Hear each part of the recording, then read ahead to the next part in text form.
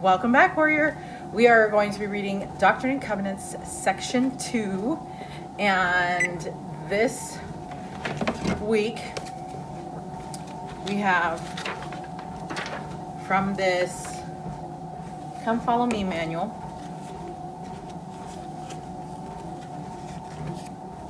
It says, we're going to read just the beginning here. This little preface section. It always has such good stuff. Okay, so it says, it had been 3 years since God the Father and his son Jesus Christ appeared to Joseph Smith in the grove, and Joseph hadn't received any additional revelations since then. He began to wonder whether the Lord was displeased with him. Was displeased with him. Like all of us, he had made mistakes and he felt condemned by them, yet God still had a work for him to do. And the work Joseph was called to do is connected to what God asks of us. Joseph would bring forth the Book of Mormon. We are invited to share its message. Joseph would receive priesthood keys to turn the hearts of the children to their fathers. We can now receive ordinances for our ancestors in temples. Joseph was told of prophecies that would soon be fulfilled. We are called to help fulfill these prophecies.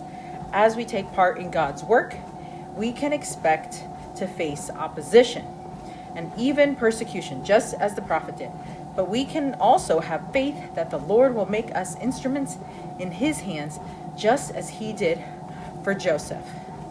Okay, so it seems like we're supposed to read Joseph Smith history first and then Doctrine and Covenants. But we're going to read Doctrine and Covenants 2 first, and then we'll read Joseph Smith history. So this is going to be our Doctrine and Covenants chapter 2, or section 2 first. We always say chapter in like scriptures, and it messes me up because in the Doctrine and Covenants it's called sections. I don't know. So if you say chapter or section, you're fine. Okay. Okay. Yeah, we're definitely going the wrong direction. We're supposed to be doing the other one first, but it's fine. Okay, here we go. Okay, I'm clearly missing something. Hold on. Okay, we're learning together, all right? Because it apparently seems like I'm looking at in the Gospel Library app. It shows Doctrine and Covenants section 2 only has 3 verses, but it says an extract from Joseph Smith history relating to the words of the angel Moroni to Joseph Smith, a prophet, while in the house of the prophet's father at Manchester, New York, on the evening of September 21st, 1823. Moroni was the last of the long line of historians who had made the record that is now before the world as the Book of Mormon. Compare Malachi chapter 4, verses 5 to 6, and then Doctrine and Covenants section 27, verse 9, section 110, verses 13 to 16, section 128, verse 18. So there's only 3 verses, and it relates to Joseph Smith history. No wonder they have combined these two. So that is what we're going to do. We're going to now combine them. I apologize that I don't know these scriptures like the back of my hand. I don't even know the back of my hand that good. Okay, so Elijah is to reveal, so we learn together and it's fantastic, right? Elijah is to reveal the priesthood. The promises of the fathers are planted in the hearts of the children. So verse 1, behold, I will reveal unto you the priesthood by the hand of Elijah the prophet before the coming of the great and dreadful day of the Lord. And he shall plant in the hearts of the children the promises made to the fathers, and the hearts of the children shall turn to their fathers. If it were not so, the whole earth would be utterly wasted at his coming. All right. So we have that.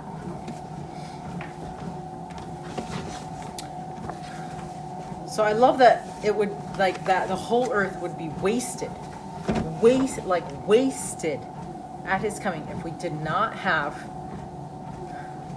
these sealing powers. Right? Isn't that interesting?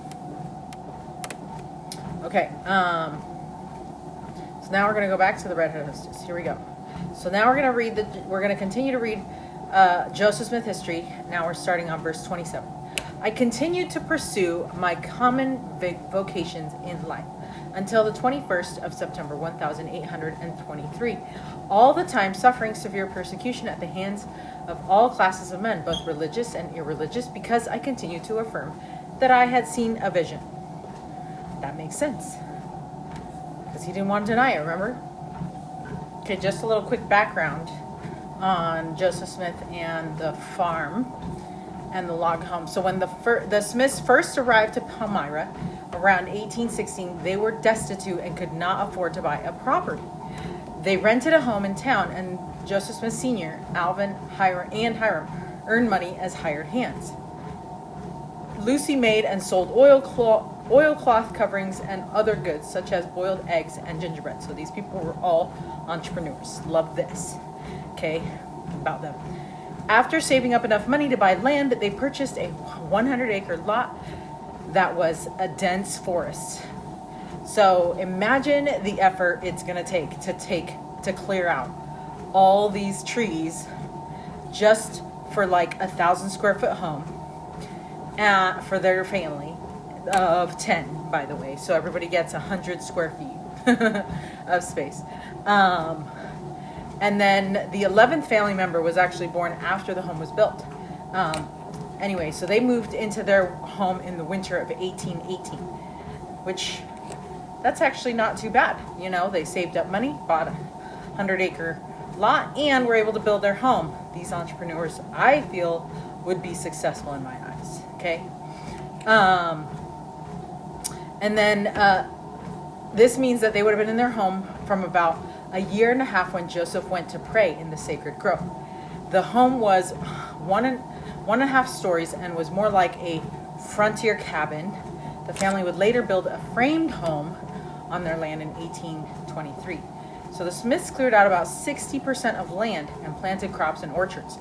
It's no wonder anytime we see movies or videos of Joseph Smith, they always have him like, hello, you know, like, because he would have been a strong young man and an even stronger looking adult man, because he knew how to clear out trees. I mean, we've all seen the what's it called, the Avengers movie where Captain America is like breaking the wood, like splitting logs or whatever. I'm like, I need to work out like that, because I've never tried splitting logs, but I'm guessing if I did, I'd probably have a six-pack. So anyway, that's how Joseph Smith must be getting all his muscles. Anyway, and then his dad was actually really good at, so Joseph Smith Sr. was actually really good at extracting sap from the trees and would boil it down into sugar and then sold hundreds of pounds of sugar every year. So, you know, I would be friends with this brother Smith Sr. because I'm gonna need my sugar. It's so true. You know, in the chocolate that I consume, like, there's no way that I would not have wanted to live right next door. Okay, on their land, they also built fences, dug wells, and had a number of outbuildings, among them being a threshing barn and copper shield. All of this building, digging, planting, gathering, boiling, and constructing would have required an immense amount of physical labor from each member of the family, all while Lucy was still raising young children and pregnant with her final child at 46. Oof, girlfriend. I am not 46 yet, but that is coming up. And I'm feeling your pain in like, how do I, just in like an 11th degree. Only because I currently have a 3-year-old. And I get it. Raising a small child as an older woman is not the best. But it seems like she's got the hookup with her sugar daddy. So she's going to be okay. Which I really love. I really love that Joseph Smith Sr. was Lucy Mack's sugar daddy in more ways than one. So anyway, okay, we could do a whole talk on this. You guys are gonna like totally be telling peeps this over the pulpit. And this week I learned that Joseph Smith Sr. was Lucy's sugar daddy. I really hope you do, actually, when you bear your testimony coming up. Please do, and then comment and let me know if you did and if you got the chuckle from the congregation, because now I'm contemplating saying it.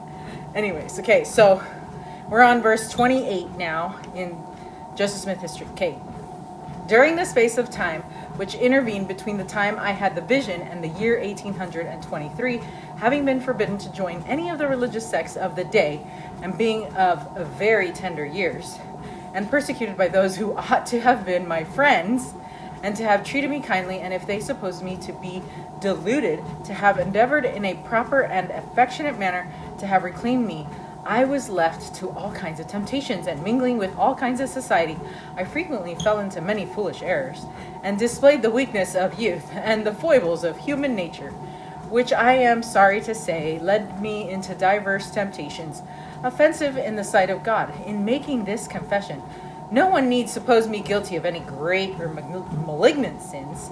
A disposition to commit such was never in my nature, but I was guilty of levity, and sometimes associated with jovial company, etc., not consistent with that character which ought to be maintained by one who was called of God, as I had been.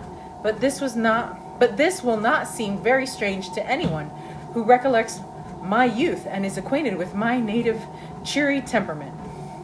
How cute is that, right? Like, that was like the best way to say that you were sinning. You know, like, do you even think Joseph Smith could have sinned with the way he said it? I'm like, come on, you did not. But obviously he felt he did, and obviously he probably did anyway. But the way that he used words, and I was just like, no, he didn't really sin. He's just embellishing, right? That's kind of what it almost sounds like, but it's not. But it's just really cute the way he wrote it. But of course, this is like a grown man writing these things now. He's not like 14 writing this. So, but even though I picture him as being 14 as he's writing this, because I'm like, oh yeah, good job writing in your journal. But this is not the case. He wrote this later on. Okay, so then we're going to be reading, oh, hold on. Actually, there's a little quote from Elder Neal A. Maxwell, October 1983. He says, those who revile Joseph Smith will not change Joseph's status with the Lord, merely their own, end quote. I love that. Like, it doesn't matter who you think Joseph Smith is. Also, it doesn't matter who you think I am. It doesn't matter who you think other people are. It only matters who you are to the Lord, right? Like, who is the Lord to you, and do you understand who you are to the Lord? Like, that is what is really important. Yes, I believe that you need to have a testimony of the prophet Joseph Smith, and I do, but I also believe you need to have a testimony of who you are with the Lord, right? It's easy for me to believe that the Lord loves Joseph Smith and Emma Smith and everybody else. But it's harder for us to understand that the Lord loves us the same way. And that is the most important thing. Because I think that is when we can actually have that change in ourselves, where we want to be with the Lord, where we want a relationship with Him. So, yeah, sure, and I think that's why it never bugs me what people say about Joseph Smith. Like, sure, whatever, if that's, and why it's not as important to me what Joseph Smith did in his everyday life, right? Or what he did at home in his personal life. Or, you know what I mean? Like, because in the end, it doesn't matter. What matters is who Christ is to me, and what matters is how I know who I am to Christ, right? Like, I feel like that's so much more important for us to remember and for us to come to that knowledge, because then Satan can't take that away from us. Yeah, Satan can distort and distract us and lie about all the things that happened to Joseph Smith or whatever he did or chose to do or didn't do, because it's somebody that we don't even know. Like we read about him, right? It's like Like, how much do you know about, like, people even in your family that have lived in the past? Not that much. Sure, some people might have had journals. You could get to know like a tiny bit about them, but that's not even, you don't know them, right? So it almost doesn't even really matter. And it's more important for us to know who we are and who the Lord is to us and who we are to the Lord. So anyways, I'm not going to talk more about that. That is what I think is essential for us in our testimony. Okay, President Dallin H. Oaks recalled what others had said about Joseph. Quote, Joseph had a native cheery temperament. He delighted in the society of his friends. He would play with the people. One acquaintance recalled, and he was always cheerful and happy. He loved little children and often frolicked with them in a manner shocking to some, accustomed to the exaggerated sobriety of other ministers. These warm human qualities caused some to deny Joseph's prophetic role, but they endeared him to many who knew him. Our records contain numerous adoring tributes like that of an acquaintance who said the love the saints had for him was inexpressible. Despite his familiar and friendly style, the prophet Joseph Smith was resolute in doing his duty. During a meeting to consider disciplining a man who had rejected the counsel of the presidency and the 12, he declared, the saints need not think because I am familiar with them and am playful and cheerful that I am ignorant of what is going on. Iniquity of any kind cannot be sustained in the church, and it will not fare well where I am, for I am determined, while I do lead the church, to lead it right. End quote.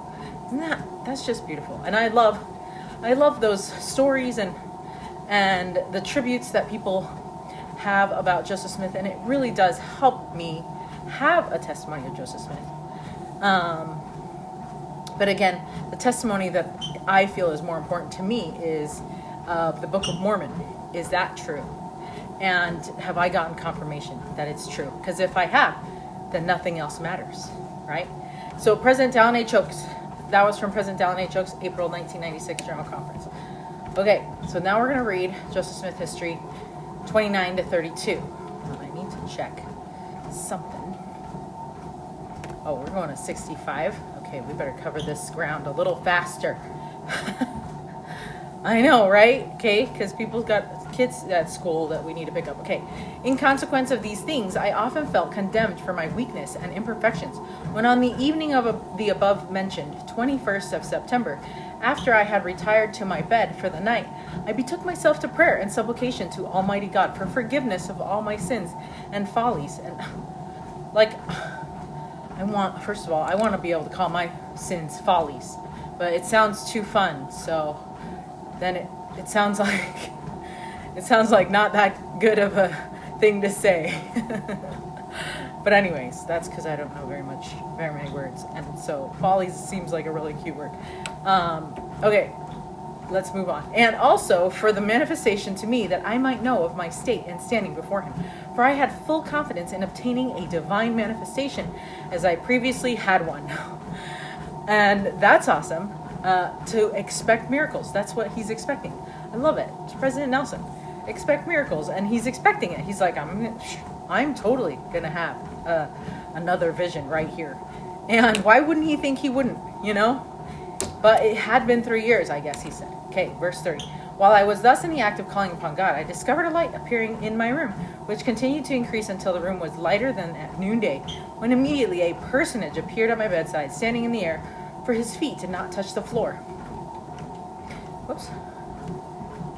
He had on a loose robe of most exquisite whiteness. It was a whiteness beyond anything earthly I had ever seen, nor do I believe that any earthly thing could be made to appear so exceedingly white and brilliant. His hands were naked, and his arms also, and a little above the wrists, so also were his feet, naked as were his legs, a little above the ankles. His head and neck were also bare. I could discover that he had no other clothing on but this robe, as it was open, so that I could see into his bosom. Not only was his robe exceedingly white, but his whole person was glorious beyond description, and his countenance truly like lightning. The room was exceedingly light, but not so very bright as immediately around his person. When I first looked upon him, I was afraid, but the fear soon left me. Okay, I feel like I did read that just recently. I don't know why. Okay, so I love that he was trying to explain how glorious Moroni is, right? So, but it's unexplainable how Moroni was. So Joseph used the most bright and stunning thing we might understand, like lightning. And this is a common dilemma throughout the scriptures. When individuals have received visions and tried to explain what they have seen, they struggle to find words to convey what they witnessed. The whole book of Revelations is full of this. Oh yeah, for sure. So John used symbols to help us understand, and those symbols open our mind to understanding things that are difficult for us to comprehend. Oh, excuse me. Isaiah was also a master at this. Therefore, Joseph said that Moroni was like lightning. He was not actually lightning, but truly like lightning. Imagine what that would have been like. Oh yeah, like so cool and shocking. Haha. At the same time, pun intended. Okay, verse 33. He called me by name and said unto me that he was a messenger sent from the presence of God to me, and that his name was Moroni, that God had a work for me to do, and that my name should be had for good and evil among all nations, kindreds, tongues, or that it should be both good and evil spoken of among all people. He said there was, and that's when I'd be like, are you sure? I don't think I'm cut out for that. He said there was a book deposited written upon gold plates giving an account of the former inhabitants of this continent and the source from whence they sprang. He also said that the fullness of the everlasting gospel was contained in it as delivered by the Savior to the ancient inhabitants. Also that there were 2 stones in silver bows, and these stones fastened to a breastplate constituted what is called the Urim and Thummim, deposited with the plates, and the possession and use of these stones were what constituted seers in ancient or former times, and that God had prepared them for the purpose of translating the book. So, Elder Neil L. Anderson said this: the good spoken of Joseph Smith came slowly. The evil spoken began immediately. End quote. Elder Neil L. Anderson, October 2014, General Conference. Pretty wild. Okay, Joseph Smith history, chapter 1, verse 36. After telling me these things, he commenced quoting the prophecies of the Old Testament. He first quoted part of the 3rd chapter of Malachi, and he quoted also the 4th or last chapter of the same prophecy, though with little variation from the way it reads in our Bibles. Instead of quoting the first verse as it reads in our books, he quoted it thus. Okay, we're going to pause there because our 16-year-old just came home. It's his birthday. Okay, we're going to blip out so that we can go pick up our children from school. But it's okay because we're going to blip back in and you're going to be like, that was so fast. You were so productive. You know, I was actually thinking about that for a second. And I was like, is that how God's time is? Is like for us, it's different because we're like in it. But then for God's time, it's like, you know, they say it's a blink of an eye for God. Okay. Yeah, it's probably like that. The blip, you know, so much happens, but yet for him, but for us, it's like trudging, you know, I don't know, maybe that's something. Okay. Verse 37, for behold, the day cometh that shall burn as an oven, and all the proud, yea, and all that do wickedly shall burn as stubble, for they that come shall burn them, saith the Lord of hosts, that it shall leave them neither root nor branch. And again he quoted the 5th verse thus: behold, I will reveal unto you the priesthood by the hand of Elijah the prophet, before the great and dreadful day of the Lord. He also quoted the next verse differently: and he shall plant in the hearts of the children the promises made to the fathers, and the hearts of the children shall turn to the fathers. If it were not so, the whole earth would be utterly wasted at his coming. In addition to these, he quoted the 11th chapter of Isaiah, saying that it was about to be fulfilled. He quoted also the 3rd chapter of Acts, 22nd and 23rd verses, precisely as they stand in our New Testament. He said that the prophet was Christ, but the day had not yet come when they would not hear his voice, should be cut off from among the people, but soon would come. He also quoted the 2nd chapter of Joel from the 28th verse to the last. He also said that this was not yet fulfilled, but was soon to be, and he further stated that the fullness of the Gentiles was soon to come in. He quoted many other passages of Scripture and offered many explanations which cannot be mentioned here. Ooh, that's pretty crazy. Okay, so we went up to verse 41. And so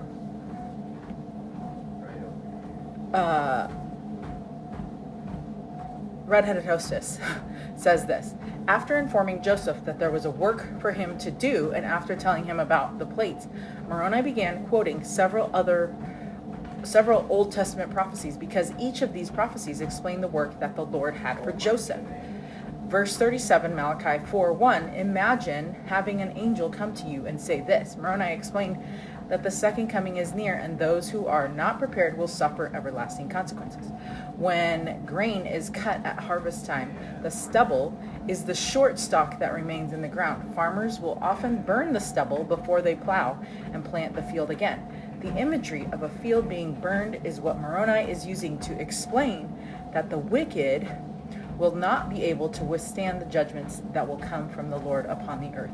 Just like stubble cannot withstand fire, they will be left powerless.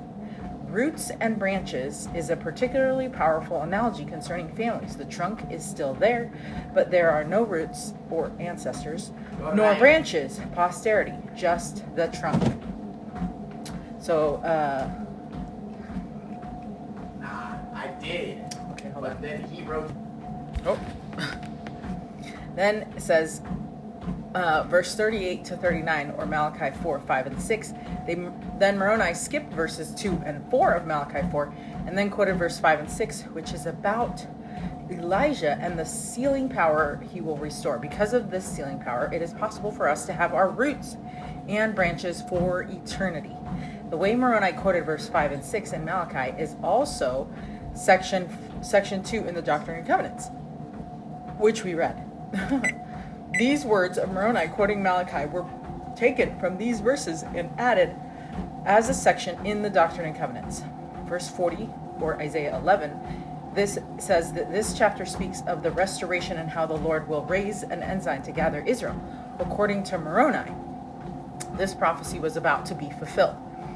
Then verse 40, or Acts 3, 22 to 23, this is a prophecy about Christ, and Joseph included part of this scripture in verse 40. Moroni explained that the time is soon coming that those who will not hear the voice of Christ will be cut off.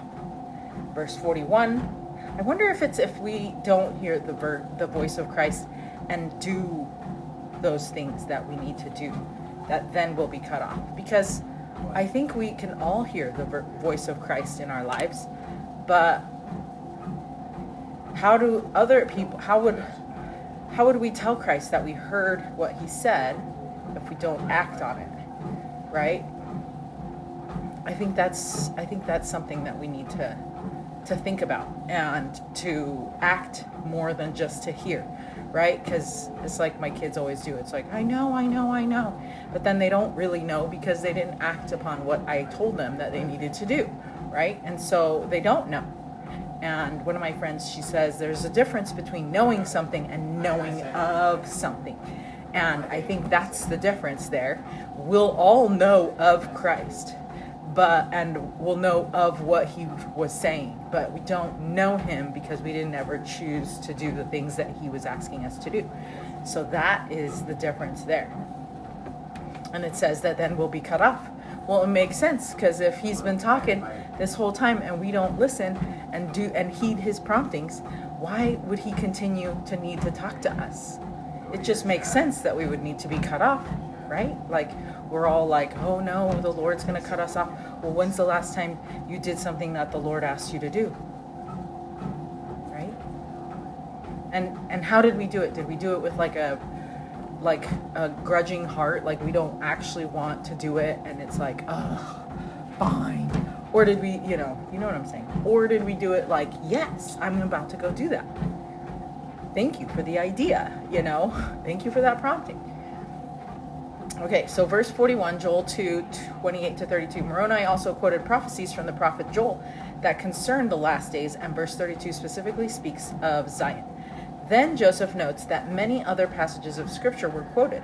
Scriptorian Ann Madsen explained later the prophet and Oliver Cowdery, in whom Joseph confined the vision, cited 31 scriptural references Moroni used to tutor Joseph.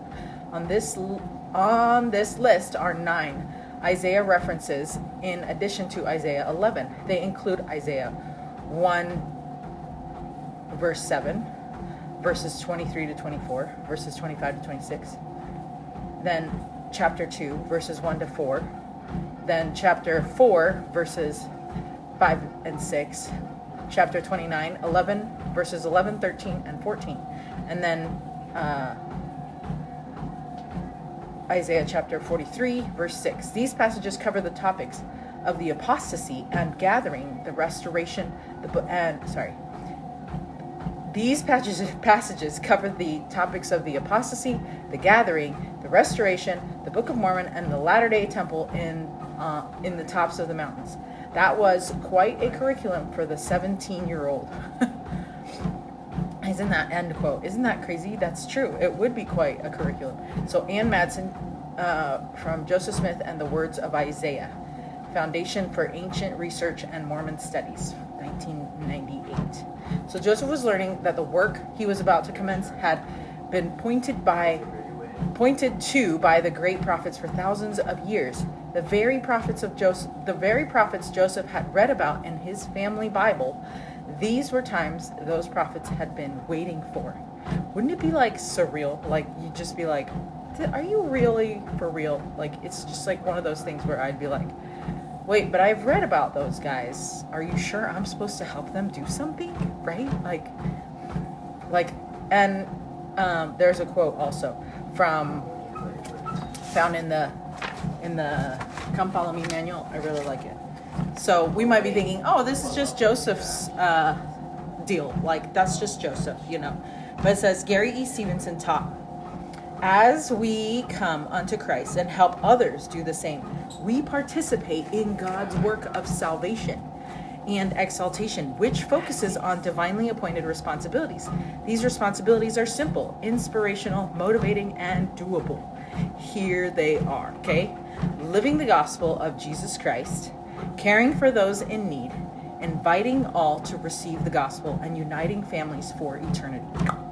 4. So I did it weird. So ponder the experiences you've had participating in each of these divinely appointed responsibilities. Okay, so I'm gonna throw this out there. So there's a homeless shelter, and one of my friends, she volunteers at this homeless shelter. So this is caring for those in need. Okay, and she tells me she goes every Saturday night to Sunday, and it's like from 12:30 in the morning to like 4:30 or 5 o'clock in the morning. And it's here in Utah County. I think it's in Provo. Anyways, and it's basically just like, I think, what is it called? The warming center. And she goes and she helps these people, and it's like the homeless come and they stay there overnight, and then at like 8:30 or whatever, then they have to kick them out.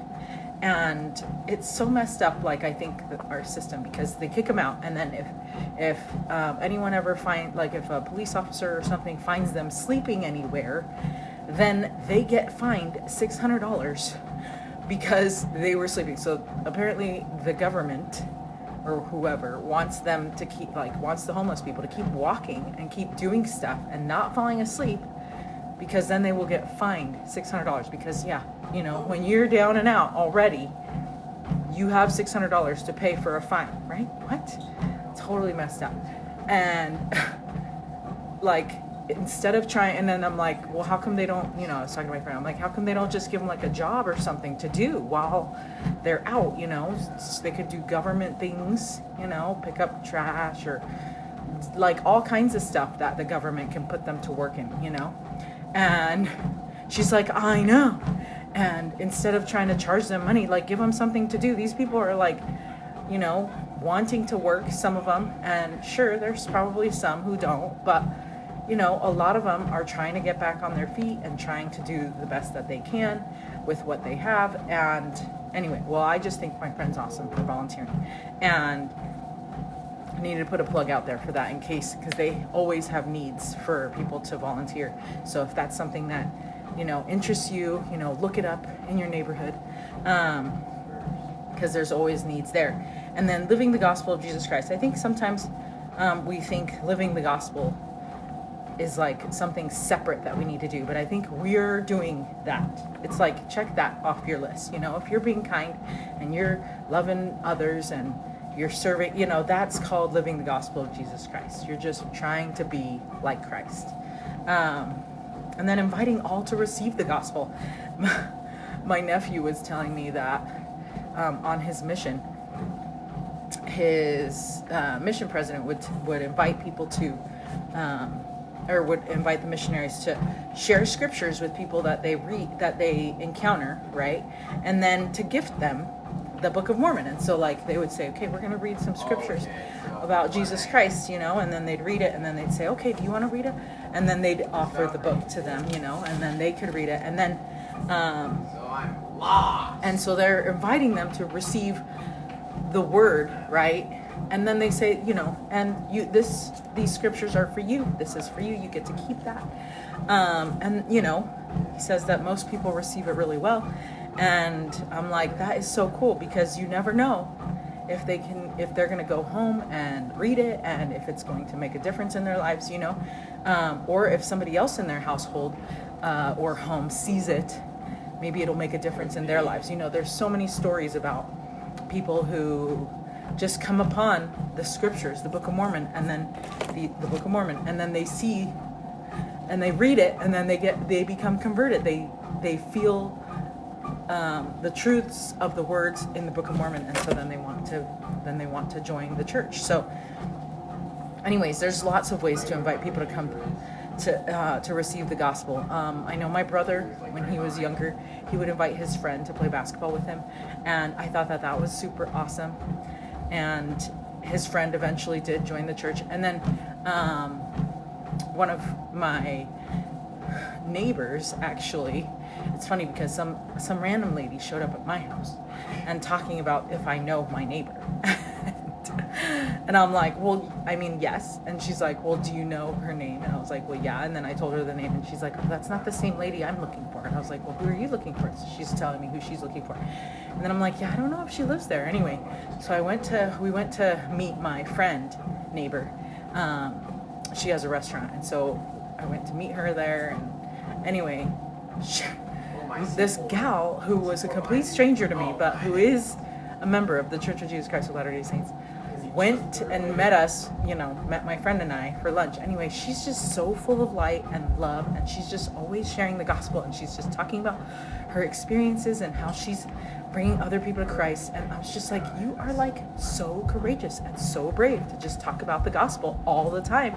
And she was talking to my friend who's not a member, but who does like and love and wants to get to know Jesus Christ better. And so I'm like, this is wild. Like, I didn't even realize that my neighbor even knew who Jesus Christ was. And here's this complete stranger lady coming and introducing, talking about Christ more naturally, easier. And anyway, so it's made it so that I could invite my neighbor to different things, to different activities and things. But sometimes she can make it and sometimes she can't. But anyway, it's just awesome. You gotta be courageous. Like my new friend that came to my house and who was a complete stranger, asking me if I knew my neighbor and if I knew that she needed to go to church. And I'm like, how are you randomly here telling me what to do? And I guess I just needed somebody to help me, do that. And you would think that I would be okay with this because of this, right? But see, sometimes it's different because I don't actually see who you are. So I would love to see who you are. So if you're on Instagram, find me at Linda S. Winegar and send me a DM and tell me about you, because it does sometimes feel a little bit lonely when I'm just reading my scriptures.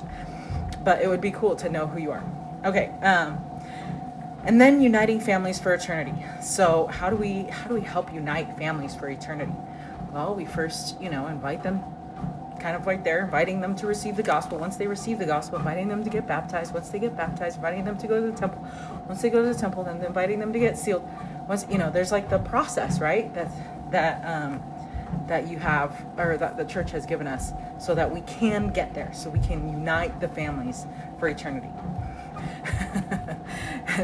I always joke around. It's like, we want our families to be forever, but is that more of like a threat or a blessing? Like, is that something we're going to look forward to or not? And so that brings us back to living the gospel of Jesus Christ. Like, and we need to be like Christ, especially with people in our family, or else when the time comes, nobody's going to want to live with you forever, because they're going to be like, that person was so mean.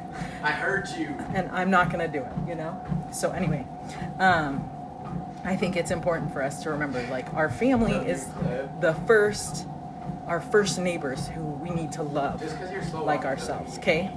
All right, so then it says, what would the Savior have you do next? Ooh, that's a good one. And then there is a topics and questions page for each of these responsibilities, and you can find it in the Gospel Library in Our Role in God's Work of Salvation and Exaltation. Who knew? Okay, and you might explore these pages to help you answer this question. Okay. Well, we talked about it, so we got some ideas there. And I love this part too. It says, you may sometimes feel like the Lord can't use you because of mistakes you've made. What do you learn from Joseph Smith's experience and Joseph Smith history? How can you know you're standing before God? Well, you have to ask, first of all. But then also, like, have you ever come across some of Al Fox Caraway's Instagram posts or videos or books? I love her because she's called the Tattooed Mormon, right? But she just shares openly about her whole story about her life and how she was not making good choices and a single gal, and then finally the missionaries come talk to her, and it was just like really awesome story that you could look up. And she's just full of light as well. And so anyway, just go look her up. You will. I love that she's always so real and authentic, and she's just willing to tell it how it is, Okay, so now we're going to read Joseph Smith History, chapter 1, verse 42, and 43 to 45. Let's see. I think, nope, we're still there. 1 second. Okay, so here we go, verse 42. Actually, we're going to 65, so we actually want to speed this process up a little bit. Okay, again, he told me that when I got those plates of which he had spoken, for the time that they should be obtained was not yet fulfilled, I should not show them to any person, neither the breastplate with the Urim and Thummim, only to those to whom I should be commanded to show them. If I did, I should be destroyed while he was conversing with me. If I did, I should be destroyed, period. While he was conversing with me about the plates, the vision was opened to my mind that I could see the place where the plates were deposited, and that so clearly and distinctly that I knew the place again when I visited it. Okay. And then verse 43, after this communication, I saw the light in the room begin to gather immediately around the person of him whom had been speaking to me, aka Moroni, and it continued to do so until the room was again left dark, except yet around him, when instantly I saw, as it were, a conduit open right up into heaven, and he ascended till he entirely disappeared, and the room was left as it had been before this heavenly light had made its appearance. Okay. Then, verse 44, I lay musing on the singularity of the scene and marveling greatly at what had been told to me by this extraordinary messenger, when in the midst of my meditation, I suddenly discovered that my room was again beginning to get lighted, and in an instant, as it were, the same heavenly messenger was again by my bedside. He commenced and again related the very same things which he had done at his first visit, without the least variation, which having done, he informed me of great judgments which were coming upon the earth with great desolations, by famine, sword, and pestilence, and that these grievous judgments would come on the earth in this generation. Having related these things, he again ascended as he had done before. Okay, crazy, right? So President Ezra Taft Benson says this. He says, I testify that as the forces of evil increase under Lucifer's leadership and as the forces of good increase under the leadership of Jesus Christ, there will be growing battles between the two until the final confrontation. As the issues become clearer and more obvious, all mankind will eventually be required to align themselves either for the kingdom of God or for the kingdom of the devil. As these conflicts rage either secretly or openly, the righteous will be tested. God's wrath will soon shake the nations of the earth and will be poured out on the wicked without measure. But God will provide strength for the righteous and the means of escape, and eventually and finally, truth will triumph. End quote. So, President Ezra Taft Benson, October 1988 General Conference.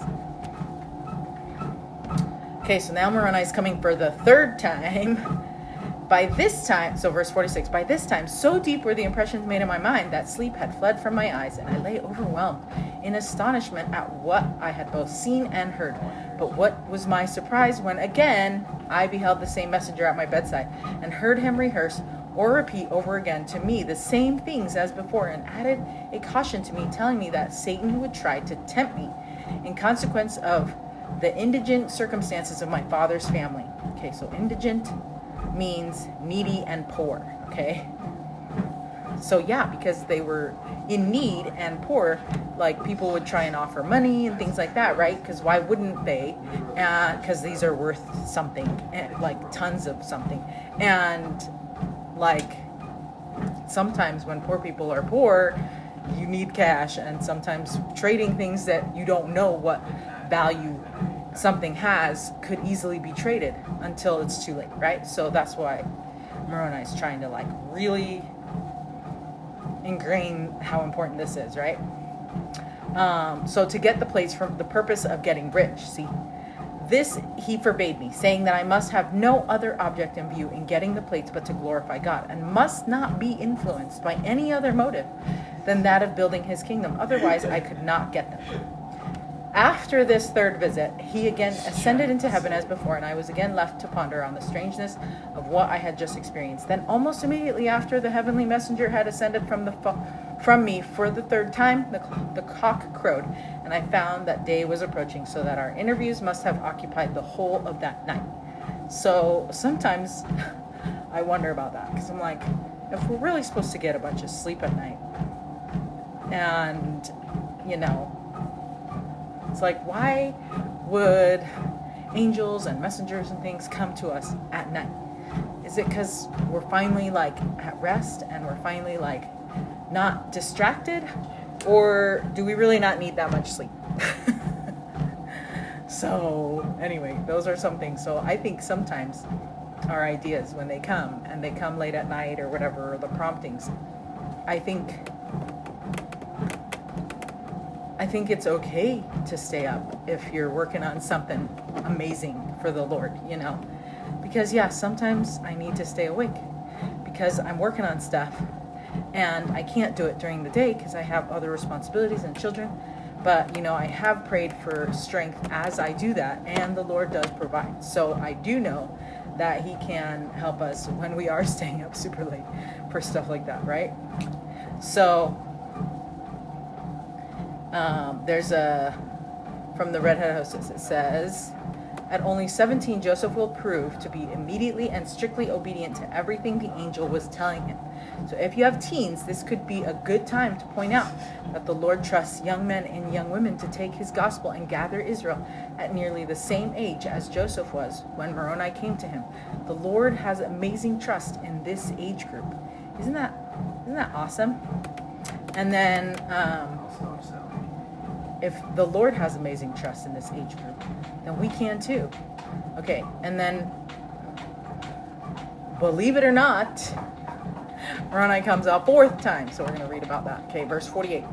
I shortly after arose from my bed, and as usual went to the necessary labors of the day. Oh, but FYI, he wasn't in like his own bedroom. He was in a room full of all his siblings. And so it's like, how did this happen? You know? Okay. That means angels can keep babies asleep and kids asleep, which also means that you could pray for them. And I have. Oh boy. It's like when you know you need that sleep and you're just like, please, will you let me sleep one full night of sleep? Because you know the newborns. And you're just begging the Lord to help you with this. And he does. And you're like, yes. And that's when you're like, Jesus is the best. Because you know that you needed that extra sleep. So anyway, that's how I know that they can help us with babies being asleep, because of these visions that Joseph had in the middle of the night and not waking up not one of his siblings. Okay. Let's see. But in attempting to work as at other times, I found my strength so exhausted as to render me entirely unable. Yeah. Hello. You didn't get any sleep. And you've had like serious spiritual experiences. My father, who was laboring along with me, discovered something to be wrong with me and told me to go home. I started with the intention of going to the house, but in attempting to cross the fence out of the field where we were, my strength entirely failed me and I fell helpless on the ground, and for a time was quite unconscious of anything. Okay, so if that does happen, like if you stayed up late and you were working on something that the Lord inspired you to do, and then you're surprised as to why you're passing out, don't be, because that's what happens. The first thing that verse 49. The first thing that I can recollect was a voice speaking unto me, calling me by name. I looked up and beheld the same messenger standing over my head, surrounded by light as before. He then again, this is his fourth time, related unto me all that he had related to me the previous night, and commanded me to go to my father and tell him of the vision and commandments which I had received. Okay, I wonder why Moroni had to come so many times and then one time during the day. Is it because maybe he would have thought, oh, I just invented these visions in my sleep and so it's no big deal? Or like, was it just because, just to confirm, right? Like, no, these were not your visions. These were not like invented. These were for real, and that's why I'm coming to you in the day now. So I think it's cool that he did that to make sure that he knew. And then verse 50, I obeyed. I returned to my father in the field and rehearsed the whole matter to him. He replied to me that it was of God, and told me to go and do as commanded by the messenger. I left the field and went to the place where the messenger had told me the plates were deposited, and owing to the distinctness of the vision which I had concerning it, I knew the place the instant that I arrived there. Isn't that so cool? Okay, so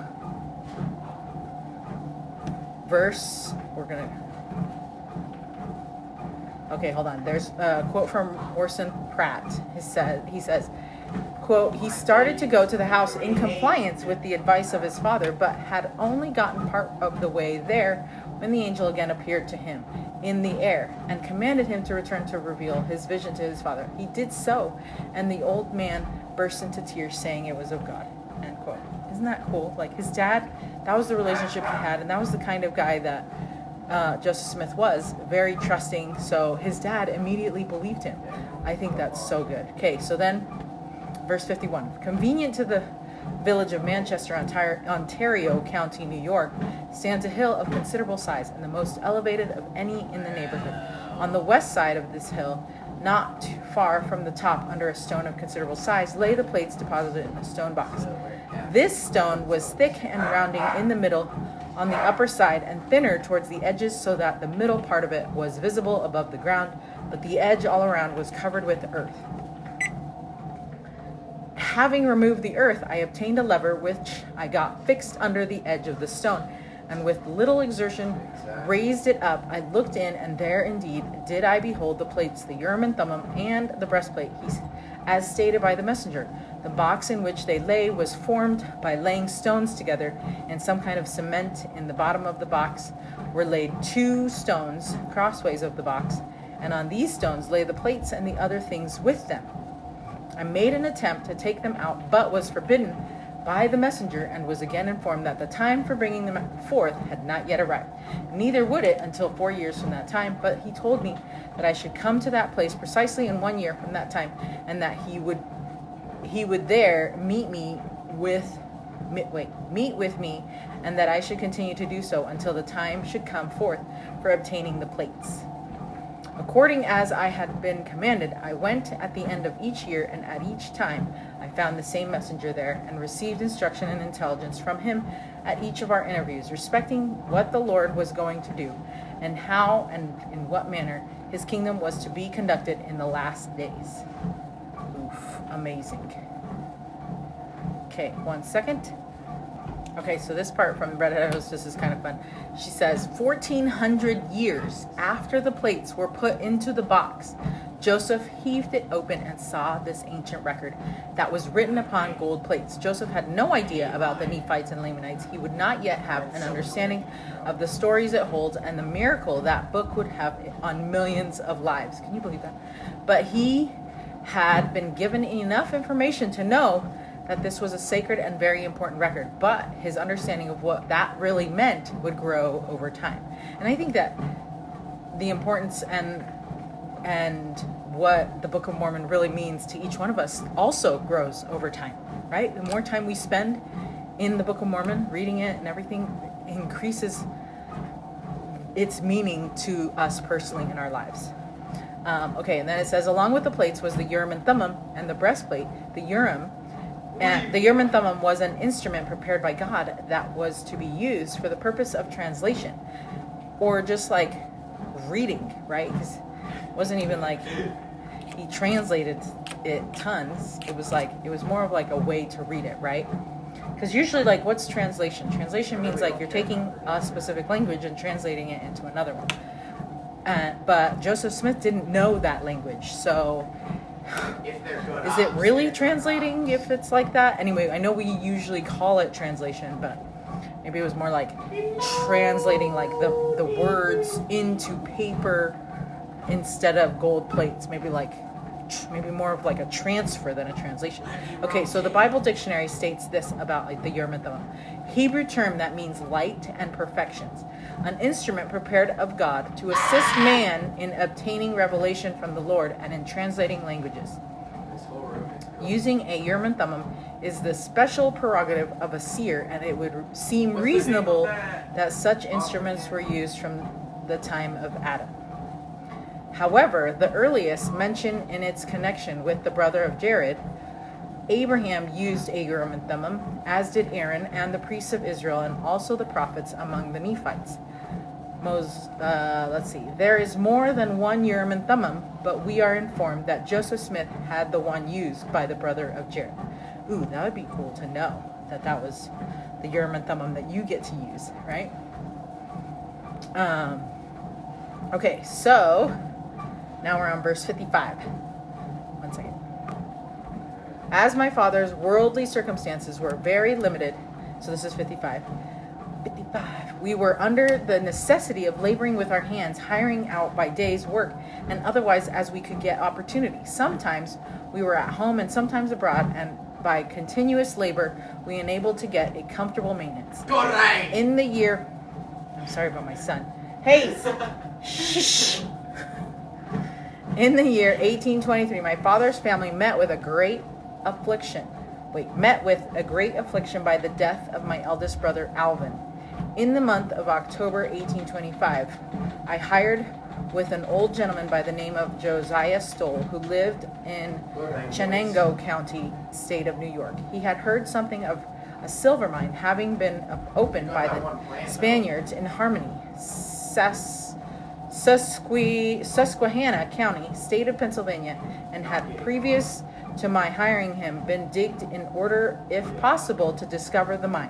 After I went to live with him, he took me with the rest of his hands to dig for the silver mine, at which I continued to work for nearly a month without success in our undertaking, and finally I prevailed with the old gentleman to cease digging after it. Hence arose the very prevalent story of my having been a money digger. Who isn't? Who isn't a money digger? We're all trying to find money somewhere. And let's be honest, who hasn't been tricked by one of those get rich quick schemes or get rich eventually schemes, right? So, we can't even judge him for wanting to have a job. At least he was hired by the guy who was supposed to be an expert in this, right? Hopefully he made cash. Maybe he didn't, But I definitely can say that I've signed myself up to sell, what was it? I'm pretty sure I signed up to sell leggings, and I'm pretty sure I've signed up to sell makeup. So, it's like, if you're an entrepreneur type like person, then you've signed up for one of those, and we can all relate to Joseph Smith wanting to get a little extra cash by doing that, okay? And his whole family was like entrepreneurial, right? We learned that like his dad, or I wish I could read it now, but his dad would sell honey from the sap of the trees that they had in their forest, and then mom would sell some root beer and things like that. And so anyways, they were entrepreneurs just like we are. So I don't know what kids doing over here. Okay, so of his oldest brother Alvin, Joseph wrote, in him, so this is from Red Head Hostess. In him there was no guile. Joseph expressed his feelings of Alvin's death. He wrote, I remember well the pangs of sorrow that swelled my youthful bosom and almost burst my tender heart when he died. Oh, that would be so sad. He was his older brother. Alvin was loved and missed not only by his immediate family, but also by the young woman to whom he was engaged to be married. Of her, Lucy wrote, when the time for interment arrived, the inhabitants of the surrounding country gathered together, and during the funeral obsequies, I don't know how to say that, they gave the most affectionate manifestations of their sympathy. But there was one that felt our grief more deeply than the rest, a lovely young woman who was engaged to be married to my son.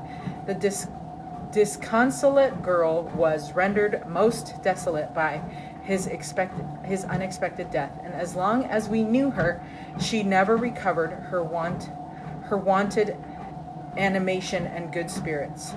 Aww, that is so sad, right? You read so many things of people's fiancés dying and stuff, and it's the saddest thing ever. Lucy also wrote about how supportive and excited Alvin was for Joseph to obtain the gold plates.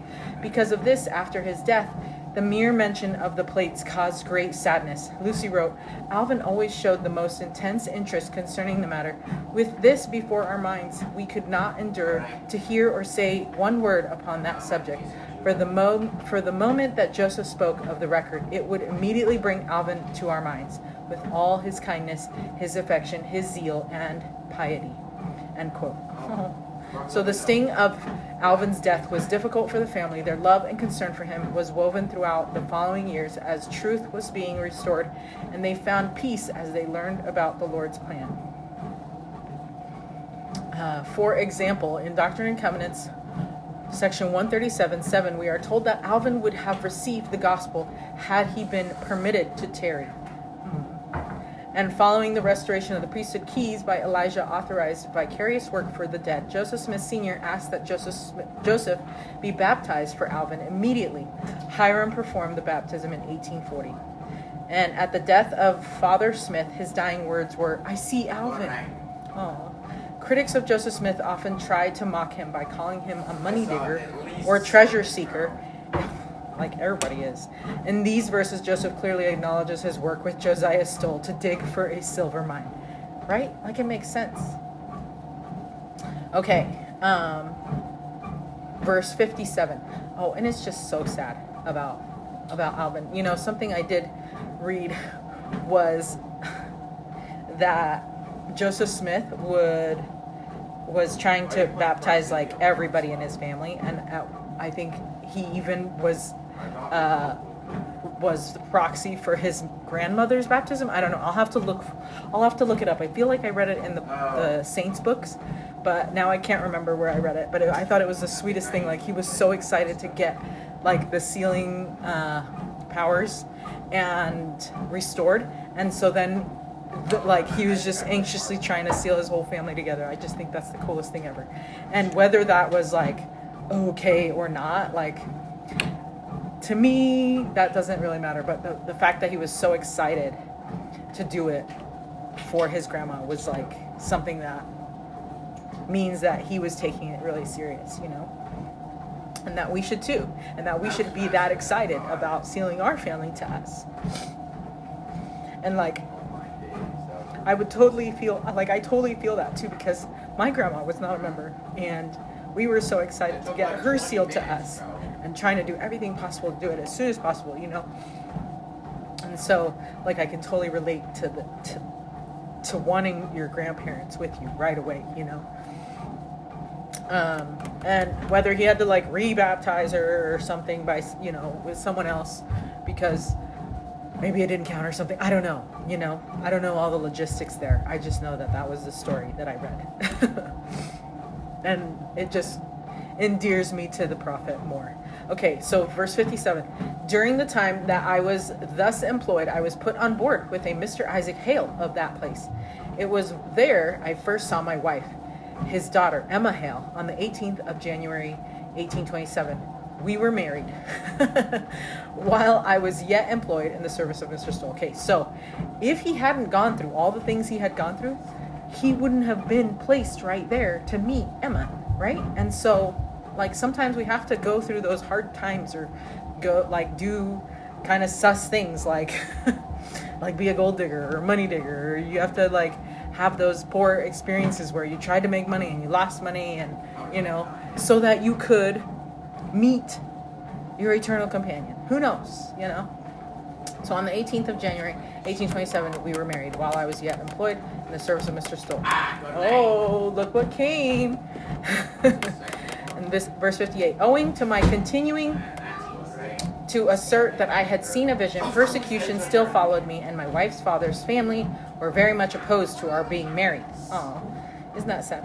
I was, therefore, under the necessity of taking her elsewhere. So we went and were married at the house of Squire Tarbill in South Bainbridge, Chenango County, New York. Immediately after my marriage, I left Mr. Stoll's and went to my father's and farmed with him that season.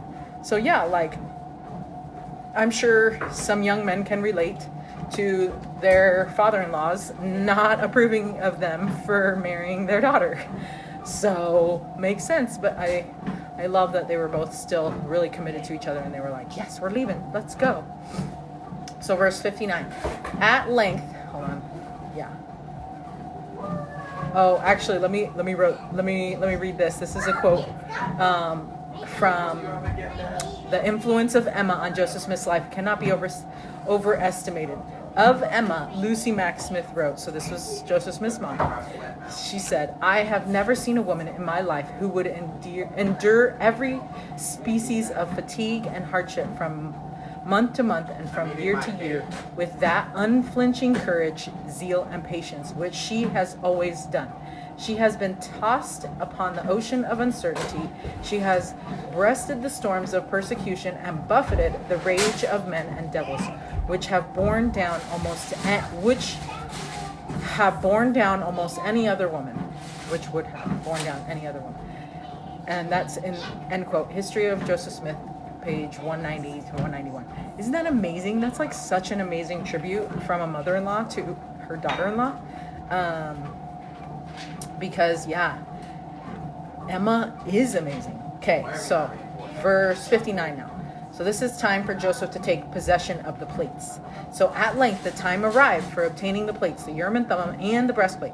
On the 22nd day of September, 1827, having gone so my grandma's birthday is on September 22nd, which is kind of interesting because she actually doesn't know her real birthday, because back in the day in Peru, wherever my grandma was born, I guess she said it was like the jungle, and they had to like row boats and stuff to like go to the city and like record their birth. And my grandparents I'm from Peru, and so that's where it was. And she tells me it's from the Amazons, and they had to like, her dad had to like row a boat clear to like the government location where they would record births and deaths and things like that.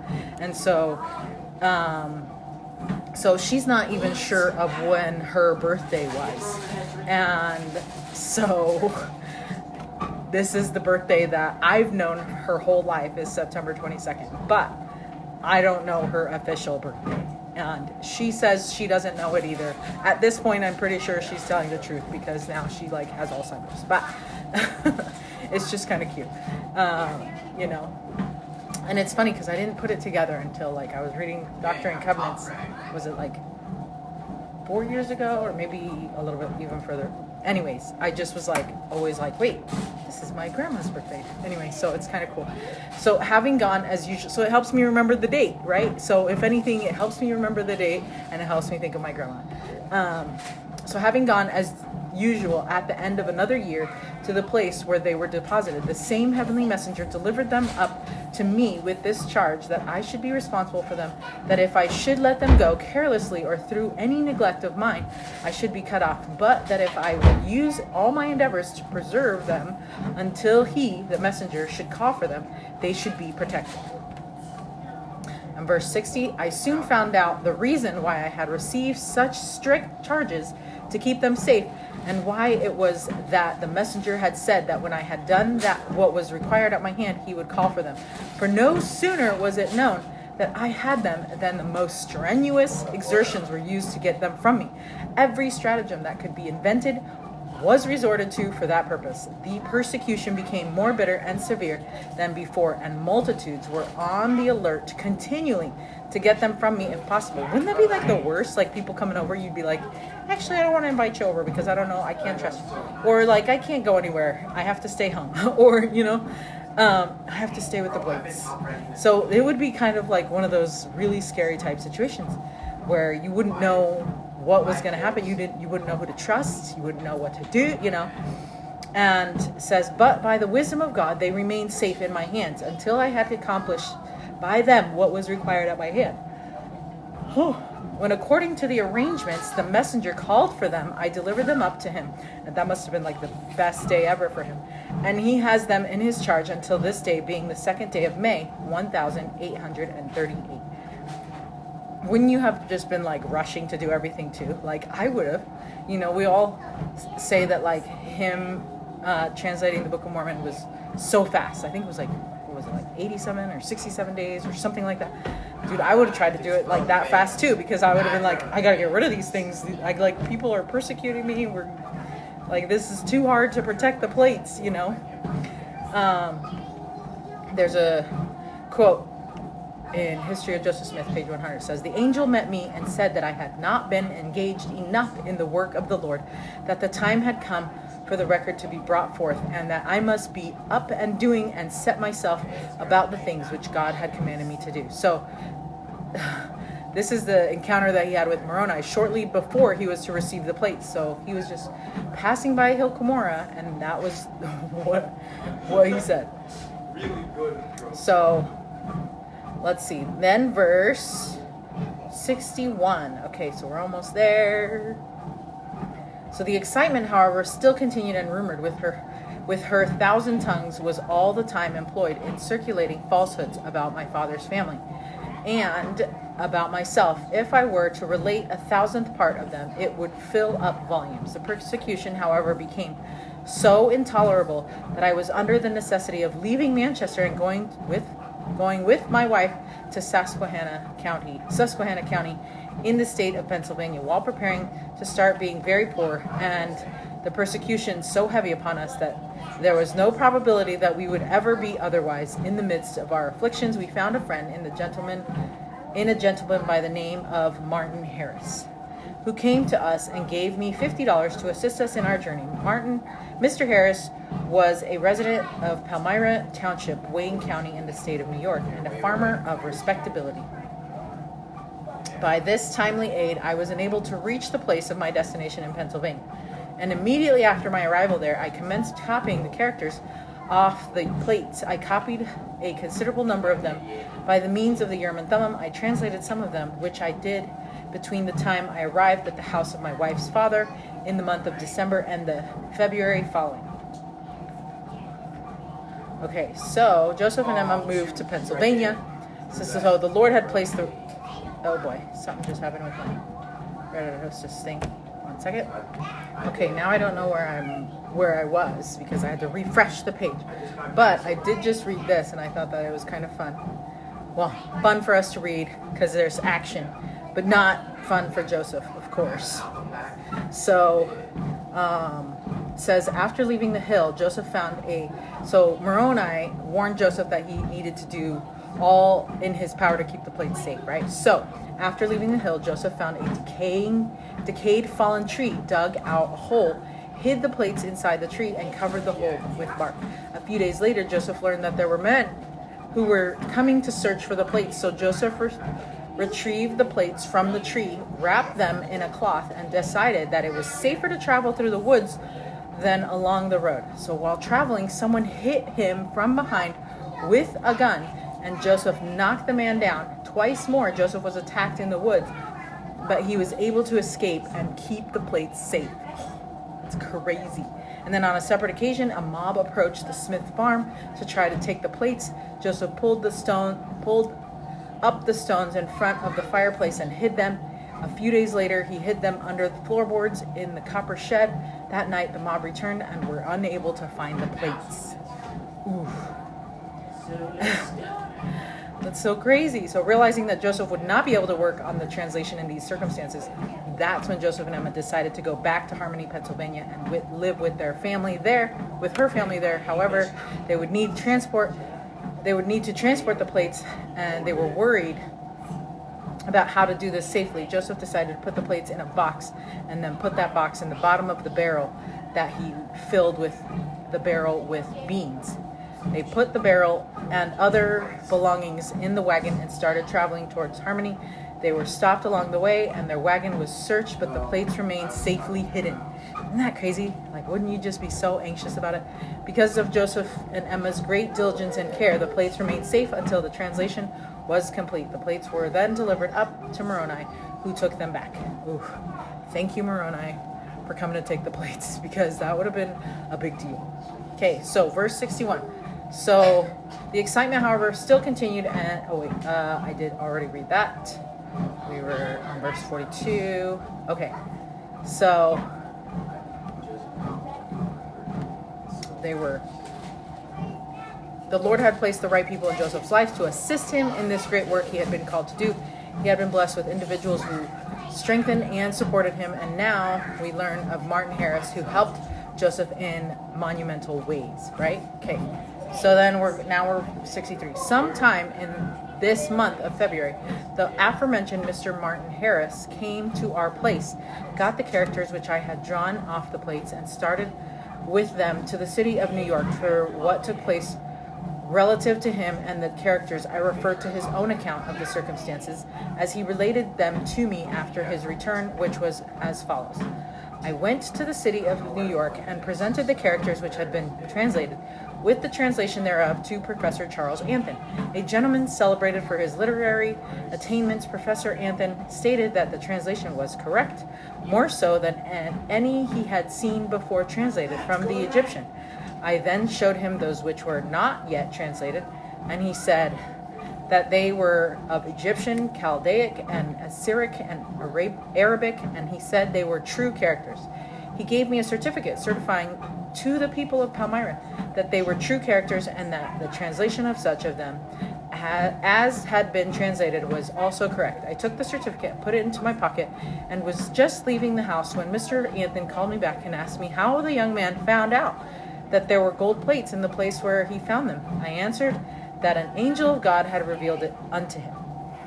He then said to me, "Let me see that certificate." I accordingly took it out of my pocket and gave it to him, when he took it and tore it to pieces, saying that there was no such thing now as ministering of angels, and that if I would bring the plates to him, he would translate them. I informed him that part of the plates were sealed, and that I was forbidden to bring them. He replied, "I cannot read a sealed book." I left him and went to Dr. Mitchell, who sanctioned what Professor Anthon had said respecting both the characters and the translation. So isn't that sad? In these days, if somebody gave us a certificate, I'm taking a picture of it with myself. That way I have it, and I would send it to somebody to make sure that that was legit. Right? And be like, no, I'm sorry. You know, that's like what we do these days, right? But back then they didn't have cell phones, so he couldn't do that. So anyway, let's see. I think that's as far as we're getting. make sure we got the rest. God will prepare me to work in his kingdom. All right. So just in this last little bit here, it's talking about Doctrine and Covenants, section 2. And it just says, learning about my ancestors can bring me joy. Children can become excited about and feel the joy of family history. So remember, this was what Joseph Smith had been told by Moroni, that the whole purpose of what he was doing, right? To help them, you could share stories and pictures of your ancestors. Talk with your children about what life was like for their ancestors when they were children. Your children could also enjoy some of the family history activities on familysearch.org/discovery. Anyways, yeah, like helping our children know their ancestors binds them to them, but also helps them understand who they are, gives them a sense of who they are and a place in the family tree, you know. All right, that is all that we're going to be reading for today. The question, the thought starter, is what the Red Hat House is giving us, is what are some important truths learned from Martin's experience taking the characters to learned linguists? What are some important truths learned from Martin's experience taking the characters to learned linguists?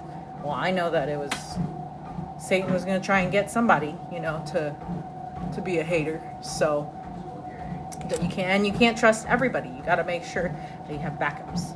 I guess that's a good thought too. But also, like, try again, right? Because Martin Harris could have just gave up, went back, but he didn't. He followed somebody else. He found somebody else to do the work. If that person wasn't going to do it, then he could find somebody else to do it. Anyways, okay. So until next time, stay strong, warrior.